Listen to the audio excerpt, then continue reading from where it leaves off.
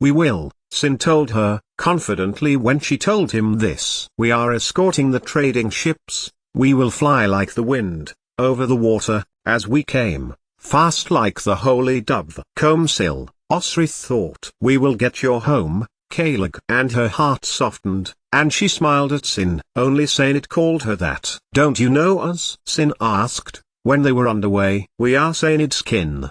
The better part of his family, Picts, he added. You are getting to your kin and we are your kin too. It will be good that you are apart for a while, Eswi told Osrith, as he declined the invitation to join them in Trinity. I will come when I can. Before Osrith could ask what made it so he could talk about herself and Finan like that, Eswi explained that it was because of Utad, the plague in the north that broke out. He told Osrith, it has killed Sigdrigar and his children. His grandchildren are presumed dead, Eswi added. But Osrith detected a twinkle in his eye as he said this. In fact, it was probably his own idea to bring them to Dunnottar and hide them as Ealasad's grandchildren. And his own wife, Eswi told Osrith. But he does not know, yet. You saved my life, Osrith of Berwick, Ethelison had acknowledged, before she had left. And though you are in Mercia, and I told you not to come back to my land, I only ever stayed on the south bank of the Thames, she lied. North was Mercia, and she knew Ethelistan had a thing about sticking to his promises, particularly regarding Osrith being in Mercia. So I do stand by my oath that your people will not be harmed when I take the whole of the British island. It was the first step Ethelistan had told her, become king and take the land. Now Alba was in his sight and he had an alliance with Owain of Strathclyde. How funny, then, that they had lived 10 years before, as neighbours in Gwynedd and Tamworth. As Osrith looked out onto the sea, as blue as Ethelistan's coronation cloak, desperation in her stomach began to gnaw, that longing to be back in Dunnottar. Beside Constantine, back to the northern sea. Ethelistan had no right to Alba, he barely had rights to Northumbria. And so then it was that her side was chosen for her by her alliance to the people who had nurtured her, kept her safe when they had no reason at all to do this. It had mattered in the end. It would put her on the opposite side to Finan, for Utad could only choose one side as well, and that would be for the king of the Angles and the Saxons. Finan was right, peace was just a breathing space between war, where repairs were done, promises made, the next generation of warrior conceived, alliances reforged.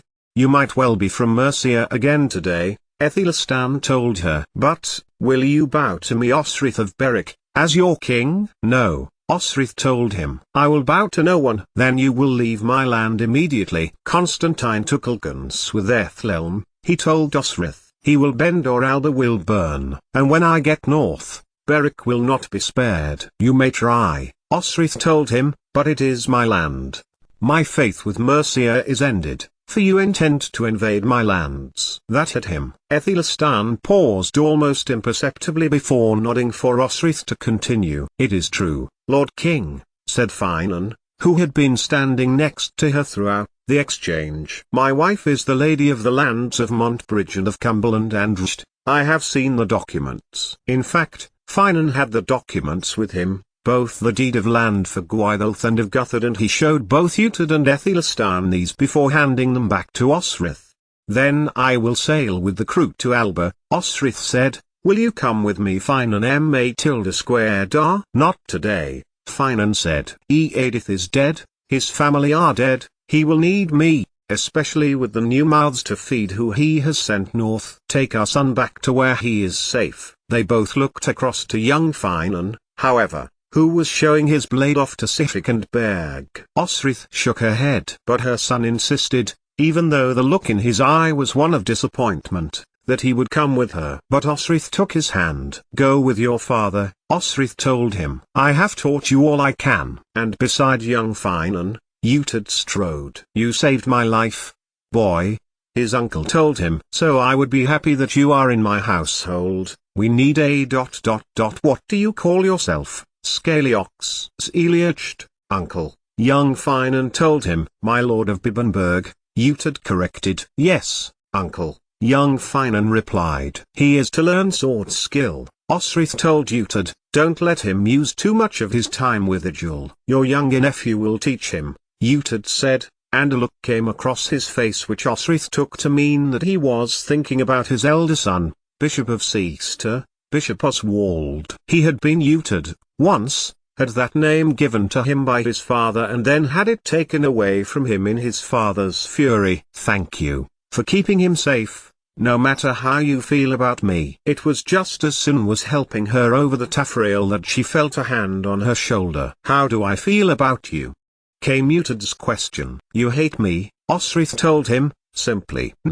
I don't hate you, Uhtred told her, sorrow in his face. When I knew I had a sister, when Father Bika told me about you, I was overcome with joy. Osrith shook her head. And I had escaped to Alba, where I was taken in, as you were taken in with Earl Ragnar, she replied. But I came to find you, in Winchester. But, I saw you before that. I watched you, Uhtred, at Wittenberg. You had Sir Brigt's head and you held it up and swore to overthrow our uncle Elfric. Osrith shook her head again. I watched you. I was a child then, and I watched for you every day because I wanted you to come back. Osrith lowered her voice. And Elfric swore me as a bride to Sven Kjartansson for Kjartan's loyalty. I was 10. At this, she was sure Uhtred gave a shudder. Father Bika told me this, he said. I never thought it was true. Whenever did Bika lie? Osrith asked. And she told him of her escape to Pitland, fighting against Ivar's men,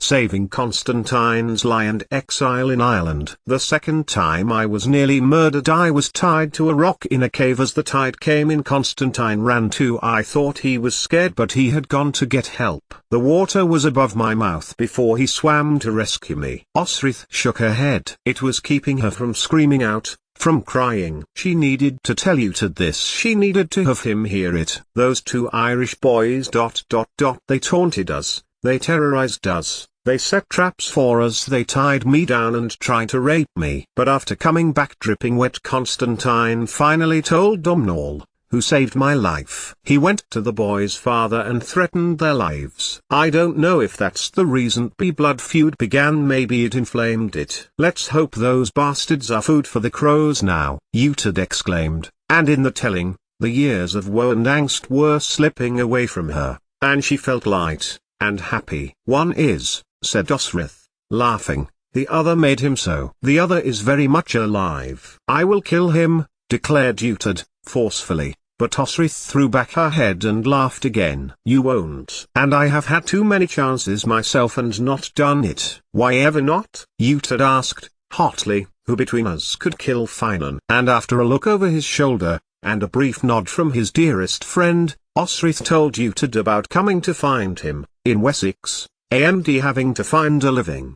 For a long time I was angry at you for the life you had, angry at my mother for marrying Elfric, then dying, angry at Bika, for he knew of me, knew I was alive but never sent for me. Osrith placed a conciliatory hand on Uhtred's shoulder. I know you have found your peace, my brother, but I never did. I am not at peace. He looked across to Aethelstan, who seemed to have found some lords to speak to. And he will be in Alba before long. He bent to Osrith for a moment. Constantine should submit, he advised. Will Aethelstan submit should Constantine invade? Osrith asked. And then she boarded, after a tight embrace with her husband that told her that he really would not be far behind, and began her long journey home. 88,888,888. You let her go? Uhtred asked. She will be back at our farm doing what she does best, Finan assured Uhtred. I do not have to worry about my wife's honor. Uhtred creased his head, doubtfully. I wouldn't be too sure, he reminded Finan. Domhnall, Constantine, they mean nothing to me. I have my son, and he has been acknowledged. And it wasn't he who was taking the former slave Benedetta to his home, Finan noticed, with Eadith waiting for him at Bibbenberg. And he calls me the fool, Finan thought, for I could never shame Osrith like that, nor she me. She waited for me, Finan told him. Yes, she married Constantine's cousin, and I can't blame her for that. She needed security for Finan Beak. It was a few minutes before they spoke again, on the way, as they were, to the palace. You know Constantine calls him by his dead son's name. Yes, Finan nodded. And if he plays his luck well, would it not be grand that my son becomes king of Alba one day? Utad stopped walking and stared at Finan. You are joking, surely? He just avoided becoming king of England. No, I am indeed serious. What with Osrith's claim to Cumbraland and Strathclyde, he added. For it had been the agreement that he had made with Constantine, when he had gone to ask him to agree for him to wed her. Young Finan was kin, and Constantine wished him to be acknowledged throne-worthy. You are, Utad broke off, and Finan grinned. And they walked on, laughing and trying to forget the immediate future that awaited them in a disease-ravaged homeland. 88,888,888. Trinity was not met with ships to ambush it when she had got to the Berwick coast. Instead, it was an army that waited on the shore. Constantine had brought men, and they walked with Osrith and Trinity's crew back to Osrith's farm estate. This is Alba, and as such needs to be defended, Domhnall told her as they went. You look well, Domhnall, Osrith told him. Found yourself some clothes? Domhnall laughed. The Lady of Bibbenberg was, and then he stopped. What? There was a plague, Osrith, he told her. Your lands seem to be well. You have lost few people, but the Lord Utad has lost his wife. She saw her Christian duty was to clothe and feed me, he added. Osrith knew that she would, that Eadith would have helped him. She had also known all about Eadith, but somehow it felt more real there, in her land again. Her neighbor had died, and she would not be able to recommence her plan to get to know Eadith. It was a pity she was gone. Osrith knew that given longer, she might well have become more amenable towards her. I brought back your ship, Osrith told him. So I see. And you brought an army, she added. No, not an army, Domhnall replied. A few companies who knew that your land had been invaded and felt in their hearts they needed to defend it. I would send them to Bibbenberg to do the same,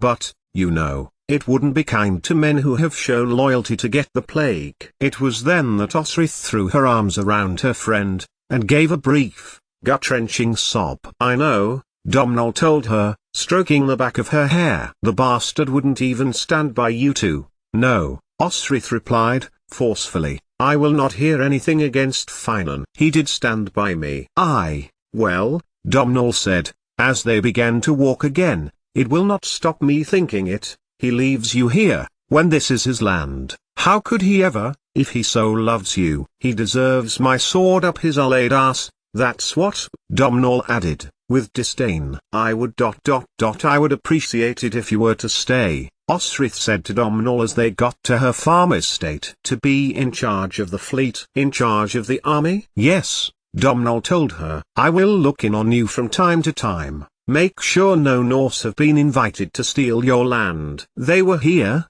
and all of your men fought with courage. They fought? Osrith replied, in alarm. In a shield wall? In a shield wall, Domhnall told her, with a smile. Every one of your men survived, and that is because of you. You gave them a reason to fight. It is their land. Here is not Alba, she told Domhnall. Here is Berwick, neither Northumbria, neither Alba. Not claimable by Aethelstan. So you believe he is coming then, the king in the south? Yes, Osrith told him. He told me so. He wants Northumbria, and with Guthfrith on the Eofuic throne, no longer a brittle Sigtrig. There will be war, and destruction. Domhnall reached for her hand for a moment, and she let him take it. Not if Constantine strikes first. There is peace now between he and Owain. Owain has accepted Constantine as overlord. That is something, Osrith told him. That is something. And then, as they neared the farm cottage, guards approached,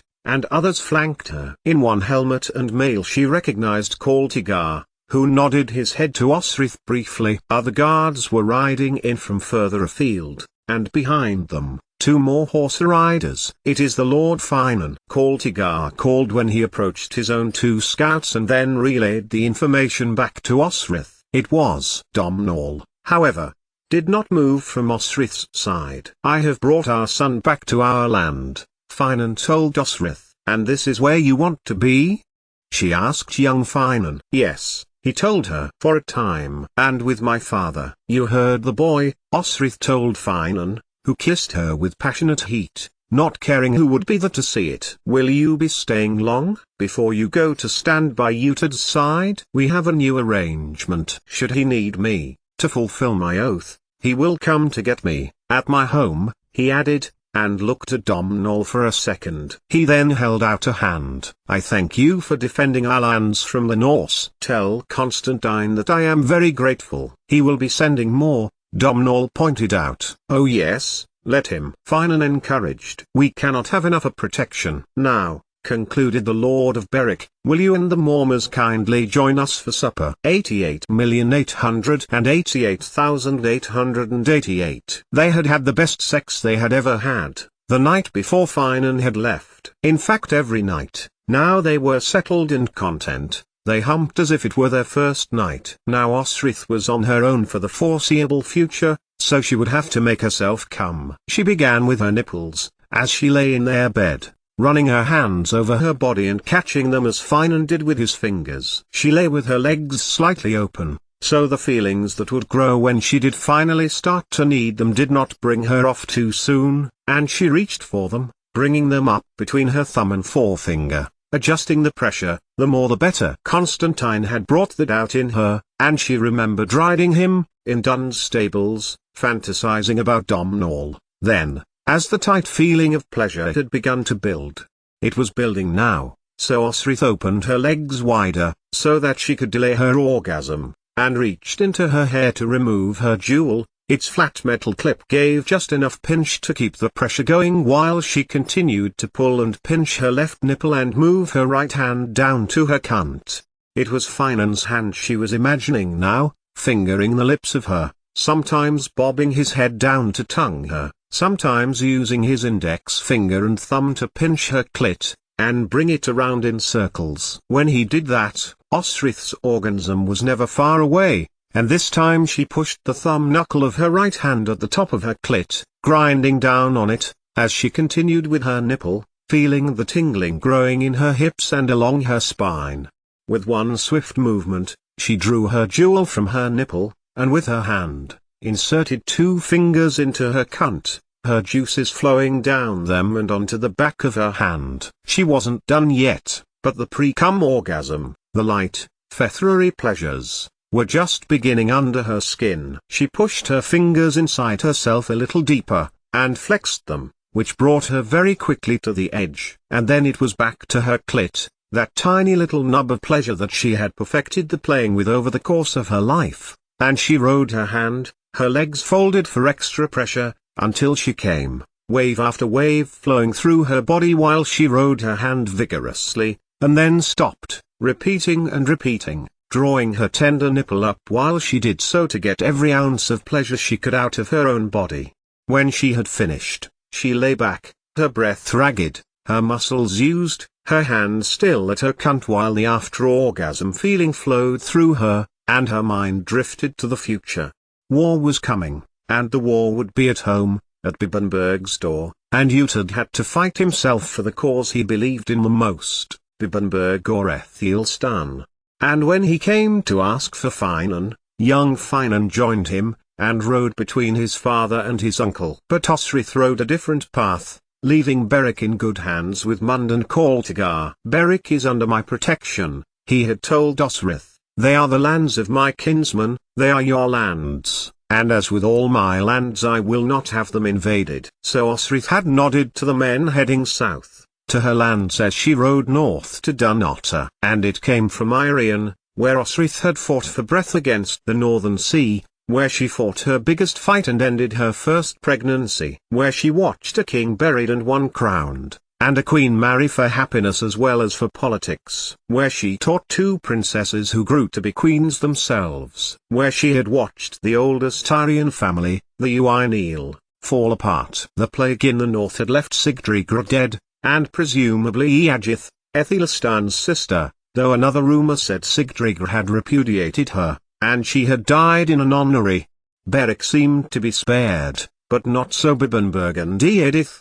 The most skilled healer Osrith knew, had not been able to save herself. And she was angry with herself, that she had not done enough to speak to the woman, who had been no threat to her and Finan, in the end, and she could now do nothing about it. She was angry, too, that Tutid had brought with him a slave he had freed. What would have happened if he had arrived at Wittenberg with this slave while Edith had lived? Would he have shamed her and allowed the slave to stay? He was a cunt, Osrith though, and went back to her vow that she would not interest herself other than within the scope of her own lands, and her own people. Aethelstan was now king of the Angles and the Saxons, and from what she had heard had sent messages of friendship to Owain, as his liege lord.